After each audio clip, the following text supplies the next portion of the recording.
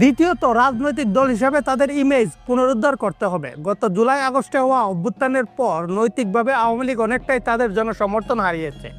সেই জনসমর্থন ফিরিয়ে আনা সময় সাপেক্ষ একটি ব্যাপার। তৃতীয়ত, তাদের বর্তমানে দেওয়া কর্মসূচিতে জ্বালাও পোড়াও হলে জনসমর্থন আরও কমে যাবে বলে ধারণা করছে রাজনৈতিক বিশ্লেষকেরা। এর কারণে সরকার ও আইনশৃঙ্খলা বাহিনী আরও কঠোর অবস্থানে চলে যেতে পারে। এই তিনটি বিষয় পর্যালোচনা করে বোঝা যায় যে যদি আন্তর্জাতিক চাপ, আদালতের রায় বা রাজনৈতিক বোঝাপড়া না বদলায়, তাহলে আওয়ামী লীগের পূর্ণাঙ্গ রূপে ফিরে আসতে আরও কয়েক বছর লেগে যেতে পারে। তাছাড়া জনসমর্থন তৈরি করে ক্ষমতায় ফিরে আসতে হলে সেটা আরও 5 থেকে 10 বছরেরও বেশি সময় লাগতে পারে।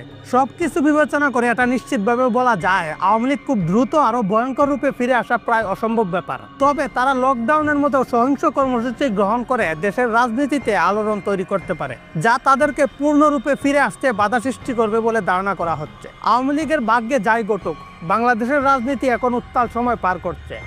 নির্বাচনকে সামনে রেখে আমরা আরও জ্বালাও পোড়াও কর্মসূচি দেখতে পারি। সব সাধারণ জনগণের নিরাপত্তা ও সুস্থতা কামনা করে আজকের ভিডিও এখানেই শেষ করছি।